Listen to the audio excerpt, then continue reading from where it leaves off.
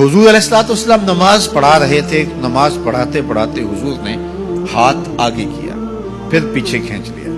صحابہ نے دیکھا تو خیر سلام پھرا تو کسی نے کہا کہ آپ نے نماز پڑھاتے پڑھاتے ہاتھ آگے بڑھا لیا تھا تو پھر پیچھے کھینچ لیا، یہ کوئی خاص عمل ہے کہ آپ ہاتھ آگے بڑھایا پھر پیچھے کیا؟ فرمایا نہیں، جنت میں کھجوروں کا ایک خوشہ لٹک رہا تھا، جنت میں کھجوروں کا ایک خوشہ لٹک رہا تھا، میں تمہارے لیے توڑنے لگا تھا، پھر میں نے نہیں توڑا، کل قیامت کو ہی صحیح، اور اگر میں توڑ لیتا تم کھاتے رہتے قیامت تک ختم نہ ہوتا۔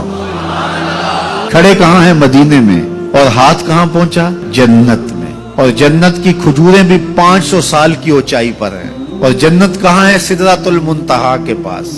جنت میں لگے ہوئے کھجور کے خوشے کو توڑنے کے لیے یہاں سے ہاتھ ڈال لیا، اور کہا پھر میں نے نہیں توڑا، توڑ لیتا تو قیامت تک ختم ہی نہ ہوتا، اتنا بڑا تھا۔ اچھا، آپ میں سے جو بڑا داراز قد شخص ہو تو وہ بھی ہاتھ اٹھائے تو کہاں تک پہنچے گا؟ اس پنکھے تک پہنچ جائے گا۔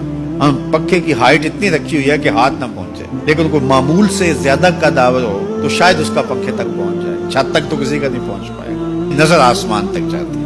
اور جس کا ہاتھ جنت تک جاتا ہے اس کی نگاہیں کہاں تک جاتی ہیں؟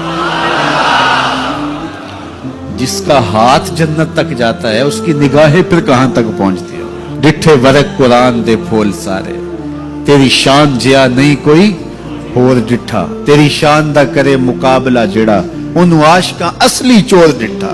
کوئی نور آکھے کوئی بشر آکھے، پیندا رات دنے اے ہو شور ڈٹھا، اللہ والیاں گل مکا دیتی تساں ہور ڈٹھا اساں ہور ڈٹھا۔ وَإِنِّي أَرَىٰ مَا لَا تَرَوْنَ وَأَسْمَعُ مَا لَا تَسْمَعُونَ، جو میں دیکھتا ہوں وہ تم، اور جو میں سنتا ہوں وہ تم نہیں سنتے۔